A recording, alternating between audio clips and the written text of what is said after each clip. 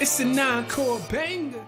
Dr. Ross dropping knowledge to the masses. Man, you now tuned in to purpose and practice. Ayy, yeah, purpose and practice. Keep your mental sharp, learn all the tactics. Dr. Ross dropping knowledge to the masses. Man, you now tuned in to purpose and practice. Ayy, yeah, purpose and practice. Podcast game, ayy, he got it mastered. It's encore.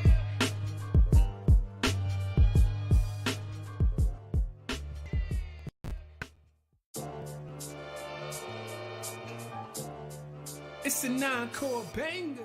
Dr. Ross. Yo, peace, fam. Peace out to the Purpose and Practice community. We are here for another episode. Believe it or not, we're in episode number 23 of the podcast.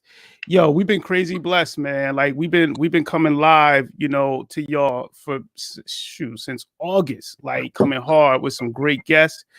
Before we get started, I wanted to start off by, before we introduce our guest for the night, I just wanted to start off by just giving a salute, to the community for really getting behind this show and behind this podcast. Our goal is to bring these stories to you. These are stories of community folks, who are doing extraordinary things that sometimes are under the radar, but things that are changing lives. And I feel like it's my duty to bring those stories to the forefront. You understand what I'm saying? So that's the science behind what we're doing. And I hope that you all continue to enjoy the shows that we putting on for y'all, because that's where it's coming from. That's the energy, that we're coming from. So I'm gonna be going on a run. Like I'm saluting a lot of community folks, as we go into this stretch. And specifically, I'm gonna be hitting off a lot of folks who are doing a lot with our youth around athletics and youth sports, because I just know how youth sports saved my life. You know what I'm saying? And there's some coaches out there who saved my life. And let me say this first and foremost. I don't care, you could call me Dr. Rawls, you could call me whatever, Mr. Rawls, but it's nothing like hearing Coach Rawls. You know what I'm saying? Like that right there, like it's nothing like being called coach, and that's just a salute to all of the coaches who are out there doing it. And if you ever been called that, that feeling. So with that said, man, we have a special guest tonight. It's always cool when I get to interview and talk to, one of my former athletes who played for me and, who I had an opportunity to coach and learn from and watch. And this young man, Coach Rob Green, man, is on another level. And I just remember him as an athlete. And when I tell you, he was like one of the most coachable and loyal players we had on a very talented team. Like we had talented teams, right?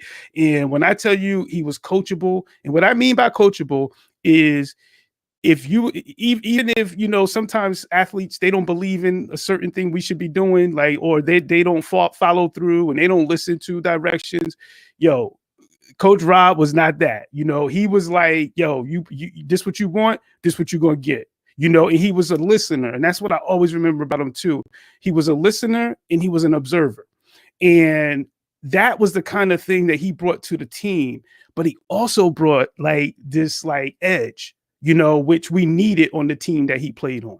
He brought an edge of we about this, and that was something that added to the personality of our team. So I'm going to shut up and we're going to get into the real with Coach Rob. Coach Rob, how you feeling, bro?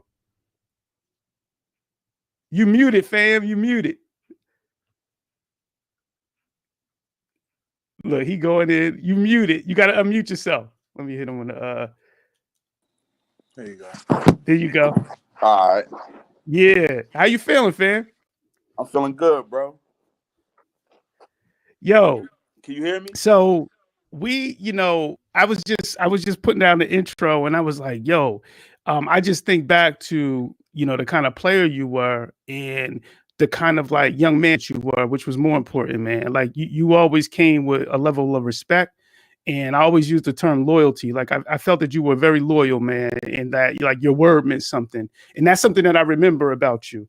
But on the show, one of the things that we do is we like to go back and hear about, growing up. And one of the things that I want to start off with you is just kind of, telling the people a little bit about your story, and how you came to be who you are right now, because I really believe background stories are real important, especially stories of growth. So if you could share some of your story growing up, where you grew up, how you grew up, yo, we all ears, fam. Yeah, man. Majority of y'all know. I mean, I'm from Garfield Court, Long Branch. I grew up in public housing or whatever. But I'm from the old Garfield Court though. Like you remember, like valves True. on the ground, needles, empty True. bottles. Like you know what I mean. So we grew up in poverty for real. You feel what I'm saying? So like that's why I'm so humble now though. Like I see how my kids growing up though. Like it ain't nothing how I grew up though. Mm-hmm. Roaches in the cereal. Like I grew up crazy though. Single mom doing everything she could do for me though. And I was rough though. You feel what I'm saying? So it's different though. Like and before I get to me, I want to get to something that you said one day, Coach Ross, that you probably don't even think I was listening. And about 1994, 95, right? It was a summer league game going on. So you got into an argument with Howie, right? So Howie told you to get out the gate, right? So when he told you to get out the gate, you said to him, yo, Howie, I ain't going nowhere. I pay taxes, right? So when you said that shit, look, mind you, I'm only 10 years old. When you said that shit, you really didn't leave, though. So I'm like, this nigga didn't leave. I'm like, what the fuck is a tax? Like, how can he just, like, everybody listen to Howie, though. How the fuck did you set Howie up, right? So when I said that, I went to somebody else. I went home like, Mom, what does it mean when you pay taxes? She looked at me like, what are you talking about, boy? Get out of here. So I went, no bullshit. I went to 10 people and asked them, what do you mean when you pay taxes, though? And you know who told me? Dave Brown told me. He like, when you pay taxes, he was like, look, he was like, all public parks, community parks is paid out of your taxpayers' tax money. Yes. He said, so that's what he meant. Yes. So as I got older, that stuck in my head, though. You feel what I'm saying? And I was 10 years old, though. Yo, you never shared that story. And you remember that, though? Yo, real talk. This is what I'm going to tell you. Like, all right. Now, first of all, shout out to Howie Coleman, right? Because, Howie, when I started talking about, like, coaches that held it down for community, Howie is one of those folks. Rob started off like, yo, I was from Garfield Court. This is how we grew up. Yo, same story. 110 Garfield Court. That's how I grew up. So I was a knucklehead too. But here's the thing, though, is that one of the things and that's why knowledge is power. And you went and sought that knowledge out. And I started off by saying you were a listener. So, yeah, I learned that, taxes, I pay taxes. I was working at the time, so I realized I was paying taxes. So I had just as much right, if I wasn't doing anything illegal, to be in this space. You know what I'm saying? But it's crazy. So that was in me. And growing up, how we grew up, this is one thing we always had to be aware of. You always have to be aware of law, and you always have to be aware of policy, because you always have to be able to know what side of the law you're on, because you're always being challenged that way. So that was one of the things that I learned, because it was something that pretty much gave me like, a way to fight if someone was trying to violate any of my laws. So I don't remember that though, but because I was probably a senior in high school then. If you say 1994, yeah. Yo, that's a junior, it. I senior. remember that. And you said that. I'm like, yo, wow. Then I see you coaching me. I'm like, yeah, okay, that's Corey's older brother. Yeah, you know what I mean? True. You feel me? So and that just always now he a doctor. I'm like, wow, like coach doing it. You feel me? So I always looked up to you for that though. Real stuff. Yo, no doubt, man, no doubt. And yo, thank you for you just brought me back, man. You just brought me back. But that's a great story, man. That's a great story. That I haven't heard that. That's the first you dropped that on me. You didn't. It's funny because you didn't even share that. Like when I coached you, you never even shared that story. Wow. I didn't. Nope. Wow. Yo, that always stuck in my head though when you said that though. Because back then I didn't know nothing about paying no taxes or none of that. I didn't even know what a tax was. Yeah. Yeah, and it's funny because now, you know, when we get into the conversation more and we start talking about some of the things you're doing, where it's rules and laws you have to learn in order to operate in these different circles. You know what I'm saying? So you came up in Garfield Court. Definitely a shout out to the Garfield Court, especially that old school Garfield Court that you described. Yo, that's the place that made us, man. That's the Right. place. You know, we came up around there, and it was hard, but it was also a lot of folks who would put their arms around us. That was the time where any adult can correct you. You know what I'm saying? Yep. Like it ain't Yep. matter where you were, like you could be corrected right on the spot, you know. And there's something to be said for that. You know, there's something to be said for that. So you come up in Garfield Court, fam. What was school like for you? What was like, what school you went to? Did you go to Gregory or Leonard Conroe? Yo, I still no bullshit. You know, I was a rough kid though. So I started off in Gregory. Uh-huh. I got kicked out of Gregory. I went to Elbron. I got kicked out of Elbron. I went to Garfield. I got kicked out of Garfield in the 5th grade. I was on home instruction the whole last 2 marking periods. And then I went to the 6th grade. And when I went to the 6th grade, they let me in middle school for like the first 3 marking periods. Okay. But then one of my friends, Fenster, had hit Mr. Selly with a snowball or whatever. And when he turned around, I was laughing and shit. So he thought. So he immediately thought it was me. So he ran up on me, grabbed me up, and I chipped him up a little bit. Now I mean, they kicked me out of school. So when you got kicked, so this is middle school, right? Yeah, that's middle school. So you kicked out of school. Now at that time, did you end up alternative school? Was the annex a thing then? Nah, I went to a school called Meridian Academy CoachNet. You know what I mean? Hold up. Is that where you ran into Dr. Cunningham? That's why I ran into Dr. Cunningham. Wow. That's what, he took me under the wing when I got there. You know what I mean? Yo. He was like the basketball coach and like a power. Yes. Shout out to Dr. Cunningham. Yo, you talk about taking you under, like he took you under his wing. Same with me. He's a mentor for me. Like Dr. Cunningham. Like the first time I met him, and I want you to share some stuff with him. First time I met Dr. Cunningham, he actually hired me. He hired me, to be a principal. He was working in an alternative school down near Trenton, and he brought me in. Yeah. So I'm interviewing and everything. He said, "Yo, you from Long Branch?" I said, "Yeah, true. I'm from Long Branch." So he was like, "Yo, Rob Green?" I was like, "Yeah, I know Rob." He was like, "Yo, Rob, man, he was in, Meridian. That was my boy, him." And then he mentioned Sonny Dip. I don't know if he was there the same time as you, but he mentioned we were there together. Yeah, he mentioned Sonny Dip too. He said Deshaun. He ain't calling Sonny Dip, but he was like Deshaun. I was like, yeah, yo. I was like, they're from around the way. I said they're from the old hood. Like they was the young heads, younger heads coming up, around there.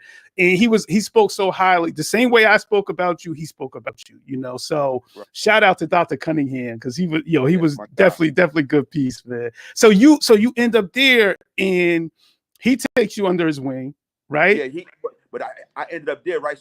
But then he had left. Like I was there from 6th to maybe like 9th grade or whatever. But he had got a new job and he left. Okay. Once he left, I was so mad that he left. I ended up getting kicked out of there. I got kicked out of Meridian for a fight at like a baseball game or something.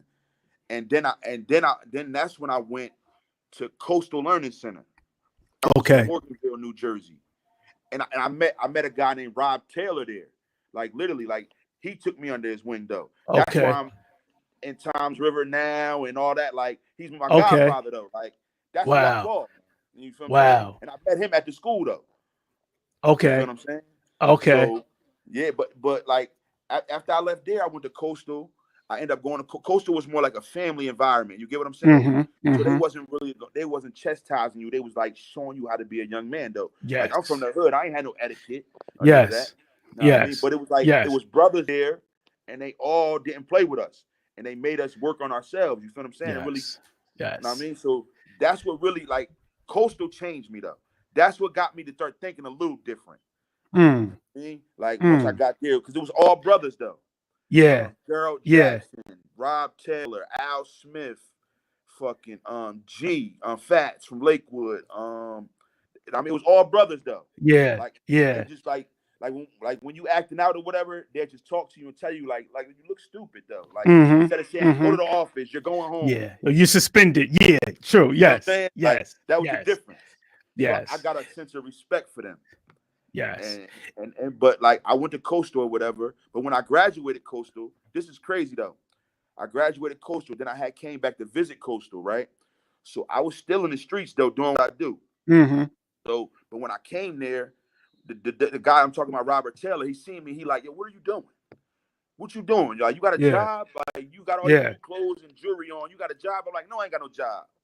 So he like, listen, come up here tomorrow and fill out the application. Stop doing everything you doing. So I'm looking at him like, nigga, you ain't happy to see me?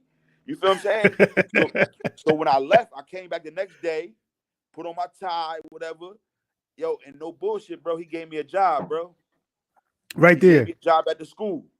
So I was a I was a personal aide. I started off as a personal aide at the school, working at the school or whatever. Wow. So I'm working there. I'm thinking everything good. I got the 401k. I'm retired, 22 years. But my past came back to haunt me. Stuff I had done in the past, they came back and arrested me. Then I couldn't work with children no more. Wow. I got locked up for, I had a drug charge or whatever. Okay. And then that's what came back. And then that surfaced. I had to stop working at the school. Wow. Hold on, was you driving the bus? Nah, I was working on the bus. Yeah. And I was working at the school. Okay. Because I remember running. I remember us talk. Because I think I even saw you on the bus. We was talking. I remember something. I have a vision of that somehow. But I remember. Yeah. I was working with Micah Dad, Mr. Golf. He got me that job. So I had 2 jobs. Yes. On the bus and at the school. Wow. So your past let's go back a little bit though. Let's go back a little bit. So when you were playing ball at Long Branch High School, when you was playing ball, I was coaching, you were playing ball. Where were educationally, school wise, where were you? I was in fucking Meridian and Coastal. Okay. And then I would leave school an hour early to come to practice. Okay. All right. Let's talk about that, because here's what I'm gonna say, right? And I've been in public school all my life. I've coached at the high school level. There's a lot of times we have young men who may be in an alternative school, a school that's not the traditional high school.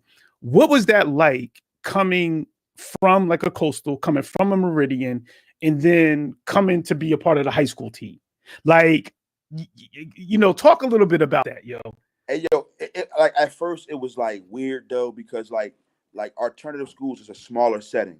Like classes are smaller, you know what I mean? And it's different though. Like in Long Branch, you sit down for a whole period and do your work. There, ain't nobody sitting down for the whole period. Barely anybody wanted like it's like you don't know what's gonna happen when you go to school. So you got to fight. Like it's different. You go like I went to school with kids from North Irvington, Jersey City, Patterson. So I built a lot of friends, but it was rough though. It wasn't easy. You know what I mean? Yeah. So it's like coming back home, everybody knew me. You know what I mean? It was different. You feel what I'm saying?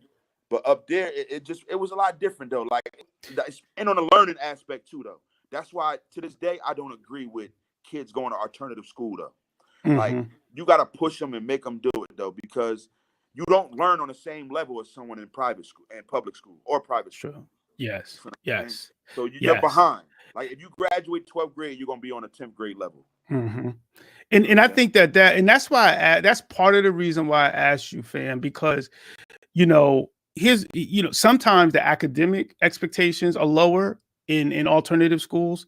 And one of the things, and when we talked about Dr. Cunningham, because we were working at an alternative school, so we were serving kids from Trenton, and you know what that's all about. Like it was down in Trenton, you had Camden, you had heads from Camden in there, some heads from Franklin, and like you said, it was rough because everybody coming there, and the people who are coming there, they're coming from their hood like with a rep, and then they're all being put in this one spot, right? So then everybody kind of like like flexing and like, yo, I'm this, I'm that. But long story short, one of the things that we did when we were at the school we were at is that we made sure that we did the behavior thing, but we also did the academic thing, because a lot of times those schools cut corners and they don't have the high expectations for y'all academically, for students who are in there academically. And I'm glad you said that, because that's important. And then a lot of times those kids leave those schools and they are behind. They are, underperforming. So I'm glad that you mentioned that. But did you ever feel like, yo, when I come, I gotta shine, I gotta show and prove that I deserve to be here? Was it ever any feeling like that? Like when you would leave Meridian, then come to the high school practice, like I gotta make sure I'm doing what I need to do so I can keep my spot here. Was that something that went through your head, or was it something that you ain't even really think about like that? Nah, I ain't really think about it, because at the end of the day, I was playing with everybody I knew though. Yeah. Like, to be 100% honest, not trying to say nothing or whatever. It was like, back then, half of motherfuckers were scared of me because I was a bully. You know what I mean? To be honest, though, I ain't trying to boast or nothing though, but it was like, so it was like, at some time I used to just bully motherfuckers that I thought looked down on me. So it's like, if you think like, because like I remember my friends, man, nigga, you on that little yellow bus, and then I jump on them. I mean, because I felt like what you trying to say? I'm dumb? Like, yeah, that was always the thing though with that though. Like, as far as sports, it really doesn't bother me. But like, if you mention that little yellow bus, we gonna fight. It meant something to you, and that struck a nerve. Yeah. In that bully piece, yo, here's what I'm gonna say, and I'm interested to hear your talk, your piece on this. Sometimes that kind of attitude, that kind of demeanor, it makes some adults feel uncomfortable, and they won't even correct you. Like they won't even say anything to you because they're afraid of the reaction that they're going to get, Yeah. And I know that because I've used that coming up. And my question to you is, do you feel that people held you accountable? Do you feel that people like really were real with you in terms of like, yo, nah, you can't do that. Nah, like to show you like, yo, no, you can't get that here. Like, do you feel like you got that kind of like accountability? Yo, see, to be 100% honest, like around the neighborhood, they glorified the bully. You know what I mean? So that was the difference or whatever. So when you in the hood, oh, he tough, he thorough, that's little Rob. So that's what I thought it was okay. But like I said, when I got to Coastal, they didn't glorify the bully. They let you know that's some sucker shit that you're doing. Like, you know what I mean? You don't supposed to be looking down on nobody that's scared of you. You feel what I'm saying? Like, that's how I am now, though. Like, I think like, once I got there and I seen that, like, how people, like, I started seeing with, like, I didn't like fear anymore. Like, once I got there and I started into like a family atmosphere, I didn't want nobody to fear me. I wanted everybody to love me. True. You know what I mean? True. I didn't want you to fear me no more. But in the hood, you got to fear me because I don't know I mean, I'm seeing people with their heads split open, all types of stuff.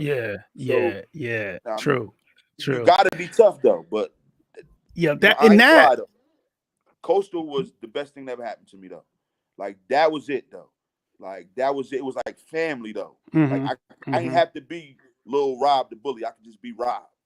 Yeah, true. And in that, that's where, when I worked in alternative school, that's what I loved the most. And I keep mentioning Dr. Cunningham because he was real instrumental in creating that family atmosphere. And that's how kids felt, like it was one of those situations. Usually when kids go to alternative school, you hear like, I want to go back to district. I want to get back to district. But in this school, kids wanted to stay, and their parents wanted them there. They told me, they said, yo, Rob, you could go back. I'm like, hell no, I ain't going back. I'm good. Like, I ain't want to go back. Like I said, to this day, they all like my family though. Even like my teachers, like Miss Dior, Tujane Berry. Like, these are my friends on Facebook. You remember? Those are my teachers, though. Yes. You feel what I'm saying? Yes. And that, but that was the realness. And that's what it's almost like, if you could put together the academic expectations in a public or private school, the family and the love in alternative schools, and put that all into one, that's the perfect combination. Like, if you can get that, you know what I'm saying? Like, that kind of combination is perfect, But thank you for sharing that, fam. So you go to Meridian. Now, did you end up graduating from there? Did you walk from there? Now, I graduated at Coastal, but I walked the stage for Long Branch still, though. For Long Branch, okay. The district, I graduated there, and I graduated at Long Branch too. Okay. And what year did you come out? 2002. 2002, yeah. So you were on those monster squads, like yeah, you were on like those was yeah, Hey, yo, those teams was you know heavy. what's crazy? Look, yo, and my thing was like when I played football though, I never dedicated to football though. So Mm-hmm. that's why I'm strong with all my players now about dedication though. Like I wouldn't even come to double sessions. I wouldn't come to Yeah, nothing. I would see everybody, yeah. oh, y'all got your equipment. All right, I'm going to practice tomorrow. Then you go, I'd yeah, go when to they, practice. yeah. And that's all I did though. I never worked out. I never did nothing. You know what I mean? I just played. True, You know what I true, mean? And that was the true. difference. Like, and that's why all my players now, coach, no bullshit though. I stress though, training. Mm-hmm. Like, even to the point this year, if you, in my program, if you ain't training, I ain't letting you play. Because you're wasting my time and you're Word. wasting your own. Yeah, You yeah. know what I mean? You And gotta in train. that, yo, and in that's real talk. You know, we're gonna get into that. What I wanted to do is just talk a little bit more about to me, it must have took a lot for you to be like, all right, I'm doing this alternative school thing, but and I'm maintaining, but I'm also gonna push it to another level. I'm doing football, like I'm staying involved, like to be involved in a team and things like that. How did that help you actually being involved on a team? Like, do you think that that played a major role too in keeping you straight and keeping you focused? Yeah, hell yeah, it really did though. Like, cause it was like, cause it's like Coastal was a different environment. Like Mm, to come back home and to be on that team, like I probably wouldn't be the man I am without that team though. Like, yeah. cause it was like it gave me something to look forward to though. Cause Mm-hmm. like right now I'm dealing with that. Like during football season, you got to be on your grades or you can't play football. You know what I mean? Yes. So that was the main thing to keep you focused a little bit though. And then also like people like Slant Mike Lambert or Mm, people like that, like they was always smart kids, like book yeah. smart. Yeah. You Yes. feel what I'm Yes. saying? So it was Yes. like being around him and me bringing my homework home from there. Then I bring it to Yeah. Mike. He'd be like, "Damn, nigga, this shit easy as hell." He do all my homework in 10 Yeah. minutes. Like, nigga, look, 10 minutes. It take me 2 hours to do the shit. You know what I'm Yo. saying? So Yo. like in that aspect, like damn, like, and if I wasn't on that team, Yeah. I'd have never really knew the Yeah. difference What a of yeah. that the That shit they giving me ain't nothing. yeah. In that yo, I'm glad you brought that up, yo, coach, because and shout out to Mike Lamb. What and you talk about smart, that brother was on another level, like intelligence. He was on a totally different level, intelligence wise. But Mhm. I'm happy that you brought that up, in that academic piece because that's a very important piece, man. And it's not always stressed. It's not always stressed by coaches. It's not always stressed by players. And I'm happy that you being a coach now, that's the kind of energy that you're bringing and making sure that everything is covered. Like y'all doing what y'all need to do academically, but you also, because at the end of the day, we all know how this football thing can go. Yo, it can be lovely for a minute and it can change. You know what I'm saying? Like this sports thing, period, can change. And you got to build Mhm. that academic piece. Yo, shout out a lot of people, a lot of family in the chat, man. Aunt Miller in the chat. Shout out Lucky in the chat. Salute to y'all, man. Dre, word up. Takira in the chat. So definitely salute to y'all up in the chat giving support to Rob, man. So you graduate, fam, and then you get into the situation where you're working, you talk about your past coming back, right? So that sets you back a little bit, right? Yeah. That sets you back. Like, if you don't Not mind, only did because that. go ahead. Would you about to say? Go ahead.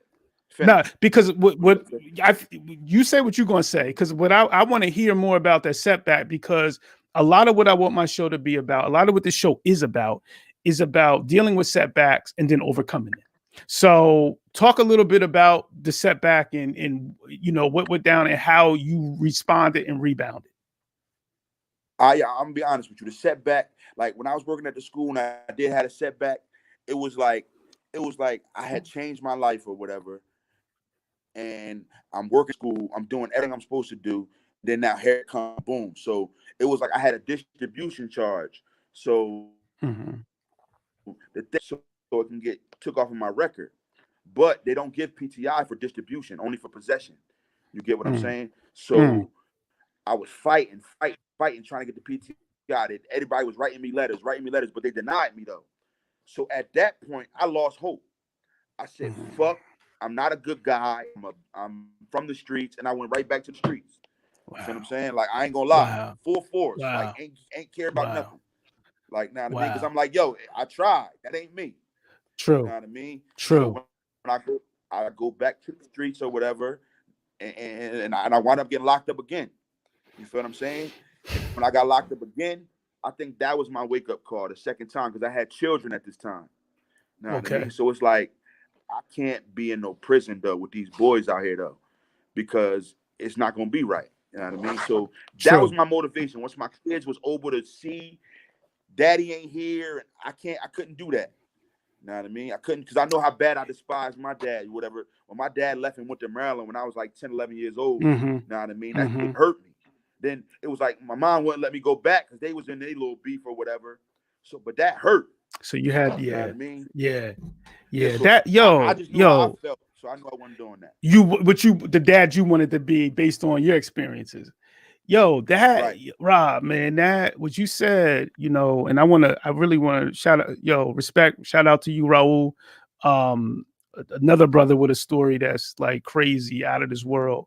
Um, I want to go Yo, back. I don't mean to cut you off. Yo, Go coach, I don't ahead. mean to cut you off though. But me and Raul was just talking back and forth in the inbox yesterday though about his story though. I was telling him like people need to Yo, hear your story, Rob. Because when yo, me and him his first yo. met, it was a rough situation. I let him tell y'all. Yo, You know what I mean? I got that's a brother that I have to get on the show. Raul is like again, Only got I 10%. got a lot of history, Raul, and I definitely would want him on this show because he has a story that I think a lot of folks need to hear too. That I give him a lot of respect for, and where he is right now. But going back, you talked about a loss of hope, yo. And I want to talk about that, Rob, because like I'm the type of I'm all about second chances. I'm all about understanding we make mistakes because I understand even in my life I have a thin line. Like I could have gone in various ways, you know what I'm saying? Like things could have Right. got real, and then I have a brother who was raised in the same house under the same conditions and he got caught up in challenges. You know what I'm saying? Like, so Mhm. I know how it is. Like I know how it is. So I know how easy it can be to be on one side or the other. Now, but here's what I want to ask you. When you talk about lost hope, and it was almost like you got to the point where you gave up on like, yo, this it ain't even meant to work out for me. So I'm going hard 100 or 200% hard on the street. And then you said your family or having kids when you got locked down the second time, having children now, having boys is what changed. That's what you would say is kind of like what woke you up to turn back. Yeah. Now we're really like that, but like they sent me like being incarcerated though. Like that, like just when you're incarcerated, you can't do nothing but just think. Like, and I did a Mm, lot of thinking though. And then it was like when the kids came to visit me, we telling them I'm at college and shit. You know what I mean? And they don't know no better. yeah, You feel what I'm saying? And yeah, yeah. I just said, I just told myself I ain't never doing that again. You know what I That's mean? deep, And I'm man. here. Rob, man, and I respect you sharing that because that I can't even speak to that because I've never been in that situation. You know what I'm saying? I've never been in that situation. Um, so you just bringing that to the light, I really respect you and appreciate it because I really feel people need to hear this because sometimes we give up on people, Rob. Like we give up, like we turn our backs, we give up. Somebody make a few mistakes, oh, it's over for them. You understand what I'm saying? Like it's over. They can't come back. We give up. So I appreciate you sharing that story. So you come home, right? And you come home with a different mindset. Like, how do you how do you start moving? And what does it look like moving from coming home to doing the great things that you're doing now? Like, what are some of the in betweens? Like, does it just snap all of a sudden, or is it like a process? And I'm saying it was definitely a process though, because like as well, I like money though. So it was like not having no money. You know what I mean? Having to depend on my girl. And I mean, shout out to her though. Mm-hmm. She held me down for real, for real, for real. Like broke, nothing. You know what I mean? Not a dollar though. Like having to depend on a woman though. Like as a man, yo, bro, you don't understand. I used to cry in the shower though. Like I don't depend on nobody though. Like, you know what I mean? But like just having to depend on a woman though, and just like the kids need something, but your little check is gone already though, and I'm not used to that. You know what I mean? So that was the adjustment to me, and then it was just like you gotta figure out something that you love to do, or figure out a way, Rob, to make money that you ain't got to go back in these streets, because it was so timid. It was like, should I or shouldn't I? Should I? You feel what I'm saying? But it was just like it was like I always been a hustler, so I just had to find my hustle. You get what I'm saying? I got a felony offense. Don't nobody want to hire me. I look. Then during that time, I felt that at UPS, right? I went there. I went on the intake. They gave me my Browns. They gave me everything. I woke up the next morning excited to go to work. You got a call. Walk out the door, they text me like, "Yo, we can't hire you because of your background." Yeah. Yo, hey, yo, bro, you took my losing hope for real. I'm like, look, man, I'm going back to the streets. And look, then I went to Long Branch trying to get back to the streets, and my best friend Ludo, he like, nah, man, you doing good things. Keep doing what you doing, man. He gave me some money, like, man, go keep doing what you're doing. Wow. You feel what I'm saying? I'm like, oh, all right, so maybe keeping. And that's what really, like, that was my turning point again. I was on my way back out.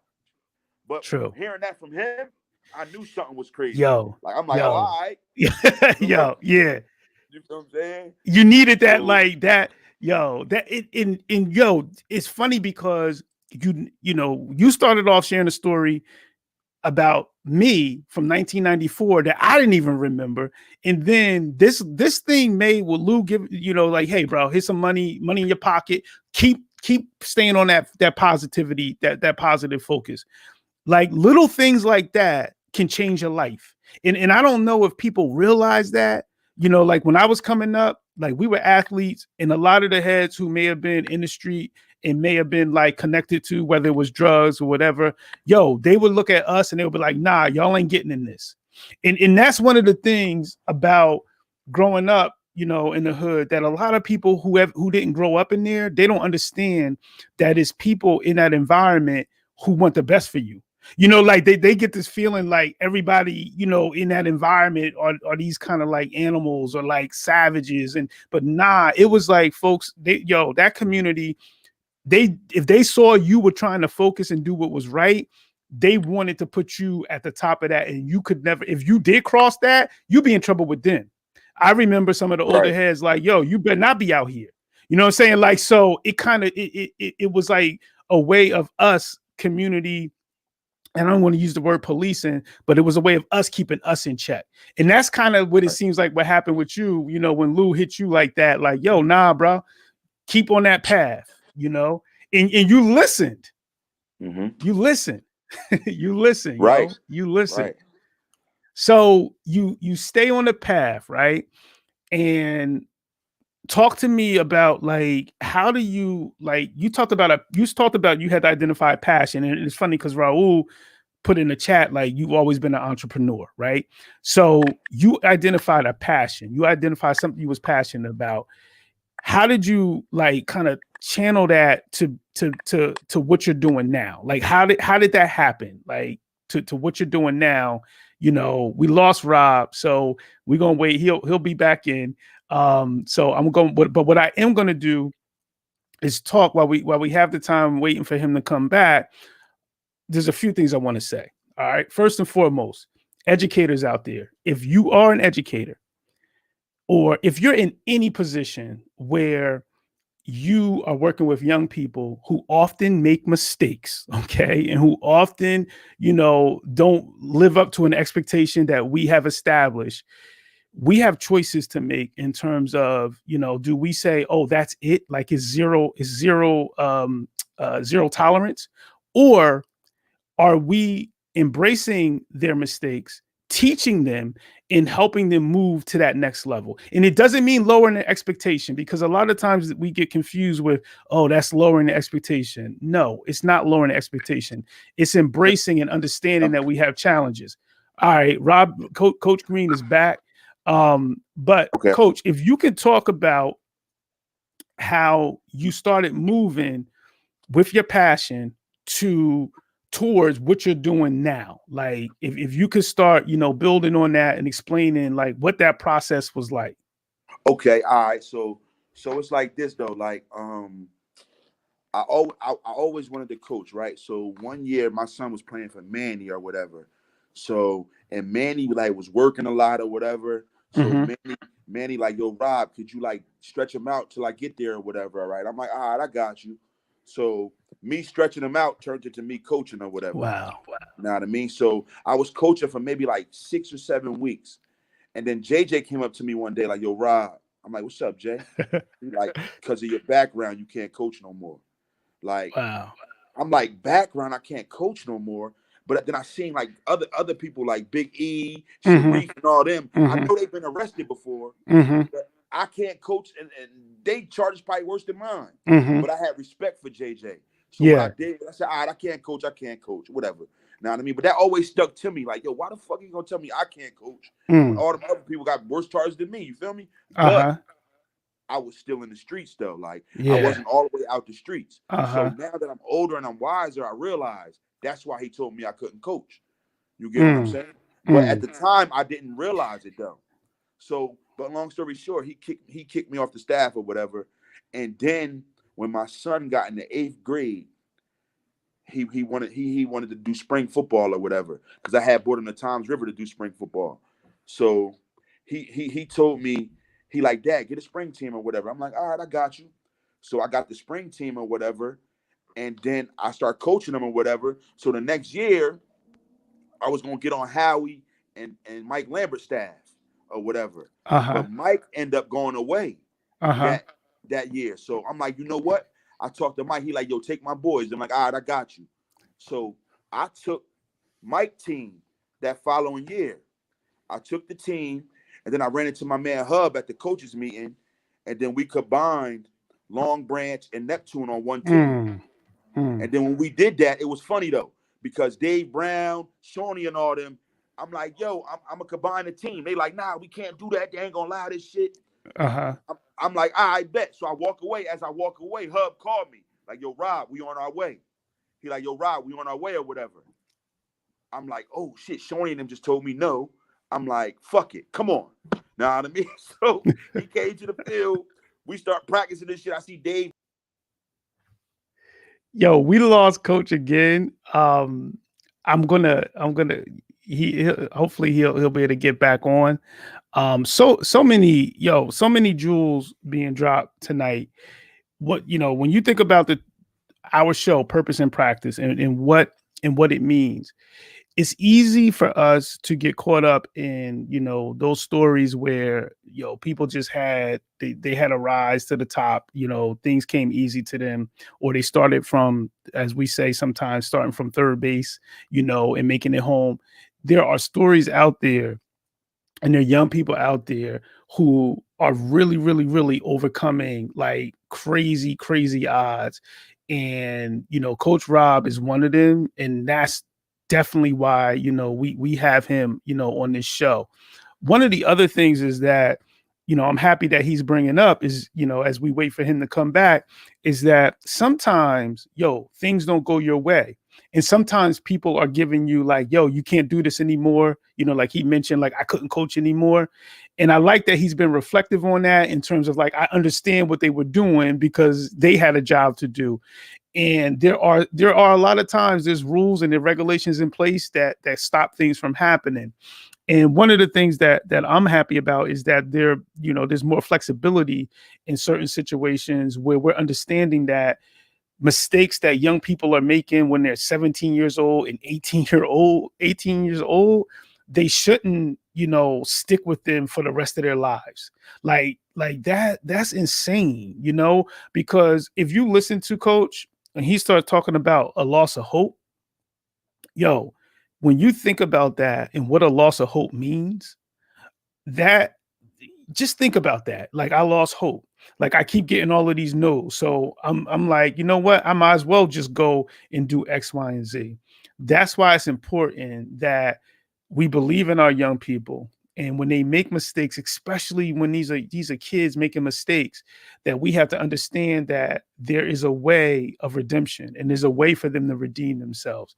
So I don't know if Rob, you back with us, bro? Yeah, I'm back. I'm back. All right. All right. So we were you were talking about rather like how you were kind of taking off some squads, but then you were trying to combine two squads, and Oh what that yeah. was like. So if you could just talk Okay. about that. Oh yeah. So I combined the squad or whatever. But I was telling you that Dave and them, the league kept telling them no, but them not knowing that me and Hub was already calling the league because Mhm. it was a lot of other teams that was combining, but they wouldn't let us do it. So we basically told them, all right, well look. Once again, we lost Coach. I want to hear this story though. I'm at the point now, like, and I think everybody in the chat, like, yo, well, we want to hear this story. But we gonna hold off, and we definitely gonna hear it. But a shout out to everybody who's in the chat and checking out, Coach Green, and listening in. A lot of people I have a lot of respect for, who are coming in. And when I put on that we were going to be bringing on Coach Green, the community went crazy, like happy that they're bringing them on. And while we wait, I just want to talk about this. Like, I coach high school sports, right? So a lot of times high school sports, in and those who coach high school sports, especially high school football, high school basketball, you get put on a pedestal, right? And which is all good, but a lot of times what gets lost is those youth sport coaches, those coaches who coach Pop Warner, those coaches who coach AYF, those coaches who coach whether it's little league, bitty basketball, like, and not only the coaches but the parents, because at those levels, the parents put so much work in, to developing those programs. And it doesn't get the same shine that it sometimes gets being a varsity coach, or what have you. And that's why, I'm making a push, and I've been reaching out to a lot of, youth coaches to get them on. When I was coming up, youth coaching was like that saved my life. Like those people who coached me coming up, whether it was little league baseball, Pop Warner, definitely, the coaches that, I think about Coach Caldwell, like, and some of y'all may know Coach Caldwell, but Coach Caldwell, Tri-City Sharks, what? Like, that was like, he was somebody, here was a black coach who we looked up to, like, and he changed a lot of our lives, but through the prism of football, and the only way we can stay on the football team is if we were doing what we needed to do in school. So, a shout out to him, Coach Proctor.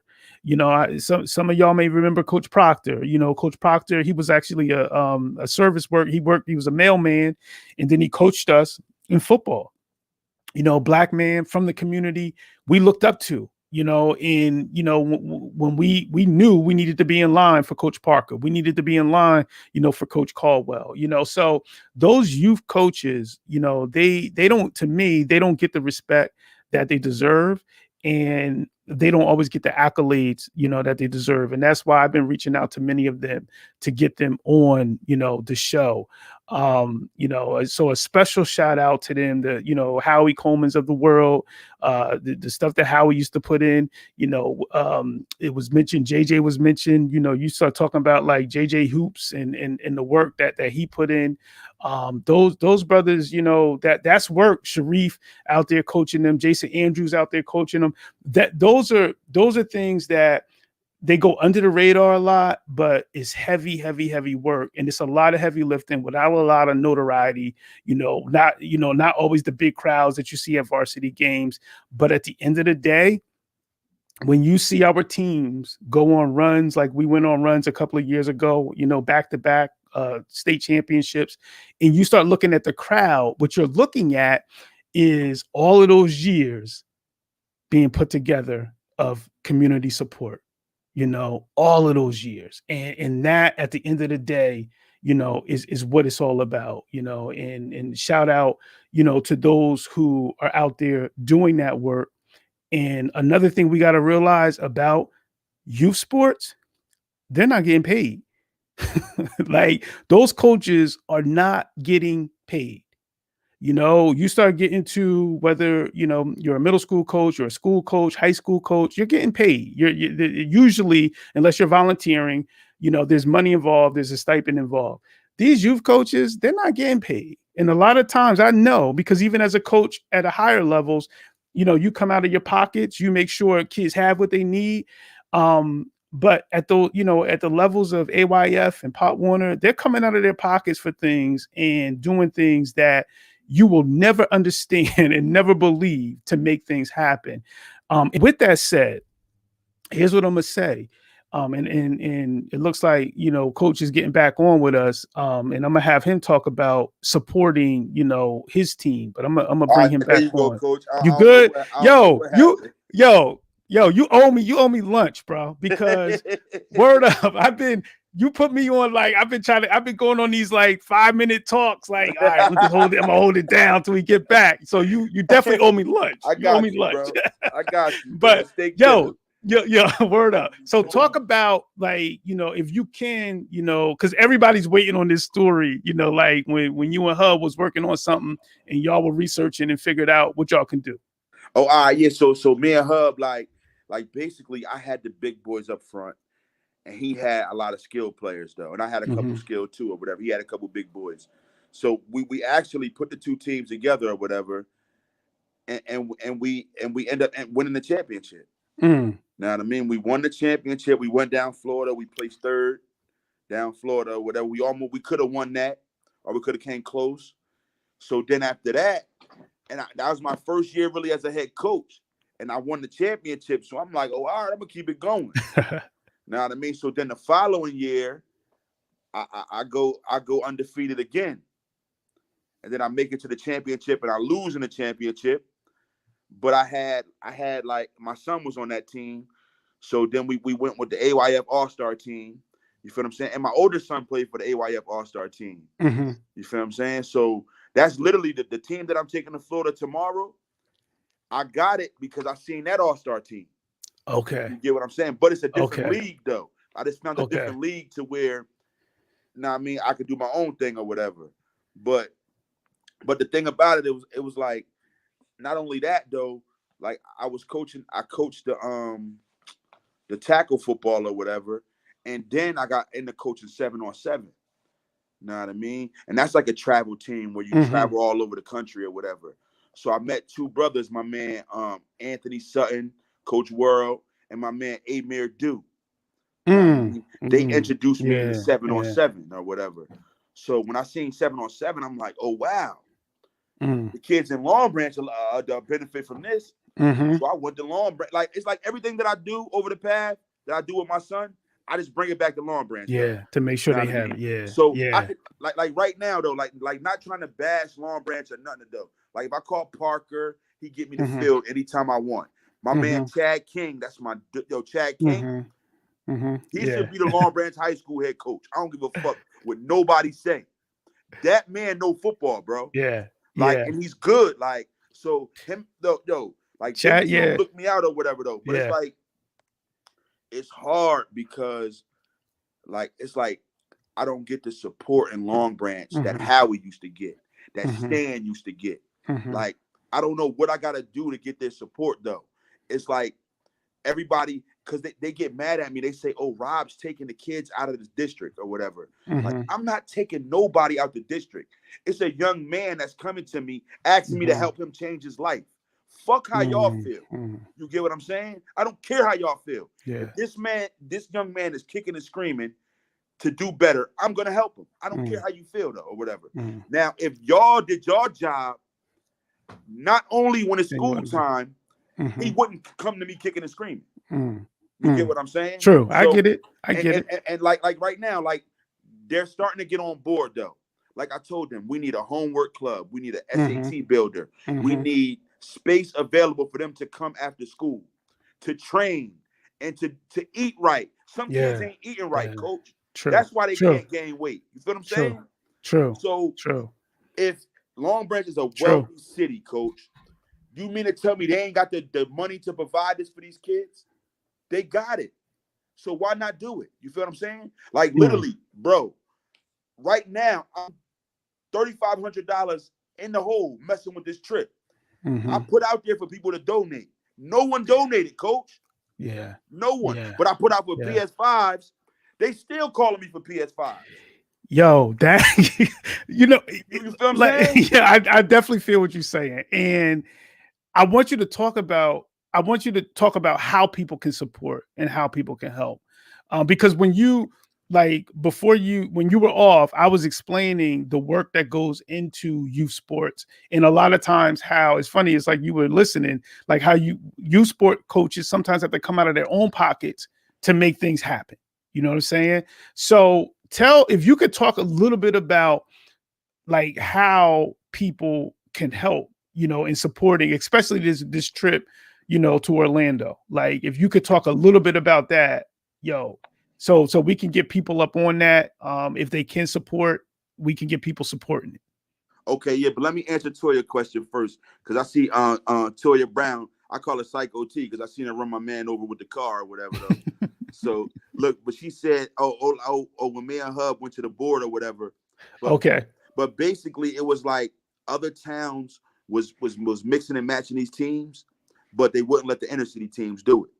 So at this point, we're doing it. Well, you come and tell the parent their kid can't play, but then they approved it or whatever, and that's how we end up winning that championship or whatever. Oh, okay. So, and that's an important thing, is actually doing your homework and finding out, do we have a right to be able to do the same thing that other schools are doing?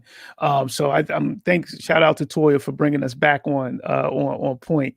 So if you could talk about, and I saw the PS5, that PS5, I was like, I see what you're doing here, fam. Like I saw where you was going. Because that was your whole trip. That was your whole trip. Like if the people who were up in there just kind of donated that was the whole trip. Hey, no bullshit, because it was like I posted GoFundMe, right? So then the shit didn't get nothing the first couple of days, not $1. So I'm like, damn, like ain't nobody got 99 cents. Mm-hmm. So then I posted it again, and then not even people from Long Branch. My guy James Calhoun, his wife. Mm-hmm. She posted. They like, they cool. They're like family to me. That's the kid he trained my sons or whatever. Mm-hmm. That's my son's personal trainer. His wife posted, and then my quarterback from the year that I won the championship, his wife donated, and Jayon Farrar mom donated. That's all I had. So for like a week. So I'm like, damn, like, is it broke? I said, you know what? I'm gonna post about these PS5s and see how many people hit me with. Hey, if I told you my first phone call for the PS5, you wouldn't even believe me. You wouldn't believe me, bro. Who you think was the first person? Listen, I ain't putting no guesses out there. Jay Corley. Jay Corley, man. Oh, wow. The first thing, he didn't even donate to this shit. I'm like, who this? He's like, this Jay. You got the picture? I said, no, the fuck you didn't, Jay. I'm like, oh, damn. But shout out to Jay Corley. Last year he did donate $200. He gave me $200 last year. No bullshit. But I saw what you was doing. Definitely shout out to Jay. I saw what you was doing with that, and it really, it was clever. It was a nice way of reminding people like that same energy. Like we always talk about, had that same energy. That was like one of those, had that same energy. Had that same energy. So. How can if folks still want to folks who may be listening, who hear this, see this broadcast, if they wanted to donate, how would they donate? Hey, so we got the GoFundMe, and we got the Cash App, Barilla, you know what I mean, or GoFundMe, or you can just hit me directly, whatever's best for you. Like, and coach, and this is what I do though, like. A lot of people don't like to donate because a lot of people don't do what they're supposed to do with the money. And I get that. You know what I mean? But like you can see, like we got 2 15-bedroom mansions.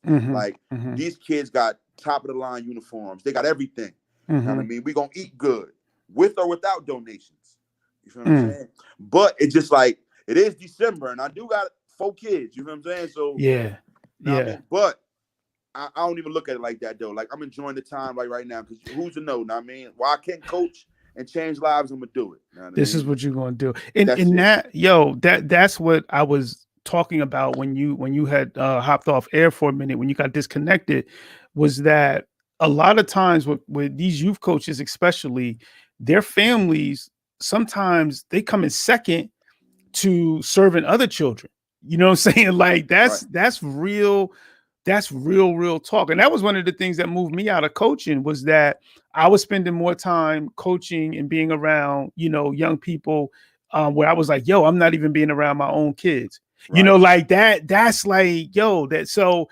And I don't know if people get that part, like that's real. That's real. Like, yo, today, like, listen, I haven't been home in my house sitting down watching TV.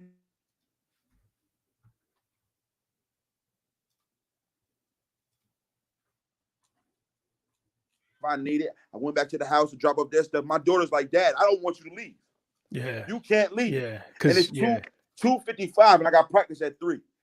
I'm like, baby girl, look, 2 more weeks and I'm done for the year though. She like, so what? I don't want you to leave. So I literally almost didn't go to practice today though. Like but I had to give out the uniforms and stuff, so I had to go. But if it wasn't that day, I wouldn't have went. Yeah. I haven't been home with my family in 2 weeks. Like, I just want to go home. It's real, in being a coach and not even doing it to the level, because when you're doing youth sports, to me, you're the coach, you're the CEO, you doing everything. You're the like y'all doing a little bit of everything. As a varsity position coach, what I did, that wasn't even close to the level of the things that you did. But the time that I know it takes to put a good product in and making sure that kids are getting what they deserve, that's a lot of time. It's a lot of time. Yo, coach, hit me with the Cash App again. Is Barilla? Barilla. Yeah, BEARILLA twice. In the same thing. Yeah. So, yo, what I want you, if you can, talk about, it's 2 things I want to talk about, because I feel like, we got cut off a little bit, so we're going to put a little bit more time in, if that's all right with you. If you ain't got to run, you good. So the first thing I want to do is talk about the name. Since I'm posting it up here now for the Cash App, those of you who want to donate and support, the squad that coach is taking down to Orlando, shout out to them and their performance, the All-Stars. But if you could talk about how you came up with that name. The name Barilla came from like anybody from Long Branch listening, y'all know Fox or whatever, Weasel or whatever. Weasel, he be fresh out, he be behind the center working out or whatever, doing his pull-ups, his push-ups. So as he doing his push-ups and his pull-up, he be screaming, rah, rah. So we used to go back there like, yo, man, what the fuck is you doing? He'd be like, I'm a Barilla. So I'm like, what the fuck is a Barilla? He said, I'm a gorilla with a bear mixed. Know what I mean? So, and Foz is always the biggest one in the hood. Know what I mean? And that name just stuck to me. So then I had, shout out to my boy Xavier, I think he still work at Foot Action. Everybody from Long Branch know him, X or whatever. I called him. I'm like, yo, I need a picture of a gorilla with a bear mixed. And he drew that. Wow. He drew it. Then I got it put in graphic form. Wow. And that's how I started it though. And that's the business. And that became the logo. It's my logo in my business, because I looked at it like this: like we coach for free, right? I know I ain't never gonna be able to coach at no high school because I got a felony offense or whatever. So I'm thinking to myself, how can I make money and coach? You know what I'm saying? All my players, and every player I see, they come with accessories on, but it got Nike on it though. Yeah. I could get the same thing. Yeah. Why not wear Barilla? You know what I'm saying? Yeah, true. So like as you can see, like I just went and I just now look, like as you can see, like over there, I got like some accessories and shit over there or whatever. Like that's all like the cleat spats, the arm sleeves, mouthpieces, and all that shit. And I can still make money and coach. Instead of going to Sports Authority, you come in and get the yes. So it goes back to being that entrepreneurial spirit, and doing it the right way, which is really, really, really important. The next thing that I wanted to talk to you about and get your, I'm curious to hear what you would say. One of the questions that I always ask guests is to go back, if they were able to go back to their high school self, what kind of advice or what advice would you give your high school self? Wow, my high school self, hit the books. Basically, just hit the books, pay attention, and move out of Garfield Court. You know what I mean? Like, I mean, especially when you're a kid, though. Like if you in there, there's nothing you can do. But it's just like you're a product of your environment, though. So it's like it's only but so much you can do. Like, I see my boy Ant Miller on here or whatever. Yes. Like I got people like Ant, D Sap, and all them or whatever. When we was younger, we should look at them as like squares. Yeah. Like, oh, they corny. They don't want to not hang and run the street. But that's how we should have been living, though. True. You get what I'm saying? True. Now I know that. I'm raising my sons to be like they are. Yes. You get what I'm saying? Yeah. So I would, if I could, my old high school self, instead of hanging with Matt, Lou, and all them, I hang with Darrell, Sapp, and Ant. That's real, man. Because in one of the things, parents are out there, if teachers, y'all out there listening, educators out there listening, the most powerful connection or the most powerful influence in teenagers' lives and pre-teenagers' lives is their peer group. So basically, who your child is around in their peer group, who they're interacting with, that's the most powerful connection. So if you want some advice as a parent, know your child's peer group, know that peer group, know who they are, okay? And deal with that accordingly, because that is a great influence. And if we can take those peer groups and, as you just said, Coach, make sure that we're building in them and supporting in them and creating greatness within those peer groups, that's how you start changing worlds. And it's like, that's what you're doing now as a coach with the young men that you're working with, because you're like, yo, and they need to hear that story, and I think that that's one of the important things about, even, when you start having staffs, when you start having coaches and teachers, and making sure you have people who come from neighborhoods that the kids you serve in are coming from. Because when you do that, then those kids can start looking and say, okay, you know what? I can respect that because he came from a very similar situation that I came from. Right. Like that's real. That is 100% real, and it can't be overlooked. Yo, you put that down, bro. That was like, that was definitely powerful. Let me ask you this.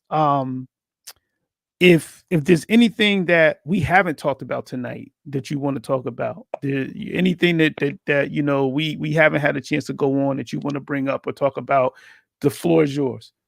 The only thing that I really, really wanted to talk about on here, though, like everybody from Long Branch or whatever, like, we need to come together, though, like, and really change it, though, like, because when I was younger, we had the Bucky James Community Center that we can go to freely and be ourselves. Now, these kids go to the Bucky, they curse, they kick them out. Like, we can't have that because the parents is cursing all day. Yeah. So you think they're not going to curse? You just got to teach them not to curse, not kick them out. You feel what I'm saying? So we need to get together and make stuff available for these kids in Long Branch, though. Like, give them a place to train, give them a place to eat, give them a place to do their homework, and do all that type of stuff, though. Like, it's never going to change if we don't do that. Make the old annex, make that available, turn that into something. Like, if you don't make stuff available for them, it's not going to work. You can try hard as you want. It's never going to work. True. You know what I mean? So let's all come together. Don't just talk about it. Let's get these homework clubs. Some of us teach, come and work for free and help the kids with their homework and do things like that and show them the real. Because we can talk till we blue in the face. Yeah, we won 2 back-to-back rings, but how many kids got academic scholarships? Not athletic, academic. You know what I mean? So that's what we need to push for, though. Like, try to change that shit and get them trained. I mean, that's the only thing I really got to say, though. Yo, you said a lot, bro. Yo, you put it in tonight, fam. You put it in. And that's why I came for you. Because I felt that you needed a space. You know, you needed to be able to say the things you said tonight, fam. And hopefully, you know, people out there was listening. I could tell people, yo, this is like the most commented, like the most comments I've had, you know, on a show. So people definitely was tuned in and listening, and they appreciated where you were coming from. Word up, a salute to all of y'all out there who are working with young people. I can't say how much that changes lives. You know, when I think about the coaches who changed my life, they're out there, and salute to them, because I wouldn't be who I am today if not for those coaches. So, Coach Rob, I'm proud of you, man. I'm definitely, you family to the show. I'm gonna go back and donate again after this show, and I'm urging everybody to, if you can put a little bit in, donate, because these are the kind of things that change lives. And I want to make sure that we out there doing our part and helping out. So respect to you, Rob. Coach, respect, bro. Respect. Definitely respecting you, Coach. I always looked up to you, man. I swear I did, bro. You understand? Like, just seeing you teaching and coaching. And I remember y'all live right there. Like, I remember seeing you growing up. So to see you do all that shit, that was like an inspiration to me, though. Like, he grew up here. Look at him. He's coach doing his thing. So, like, you don't even know, though. I always admired you, though, bro. I respect that. And like I say, the love is love, The love is love. And that's why I was like, I got to get you on the show, because the love is definitely love. And I appreciate you. I appreciate what you just said, too. So with that said, to the community, thank y'all for coming out tonight, and thank y'all for sitting with us and hearing all of the things that we talked about. I got a lot of respect. Long Branch, I always had love for Long Branch. Like that's like, that's just what it is. Like, it ain't nothing taking that away. And never, you know what I'm saying? Never. So, mad respect to all of the Long Branch heads that popped in tonight, and salute. So with that said, I hope y'all all have a safe week. We will be back next week. And like I said, I got a lineup coming with these community coaches.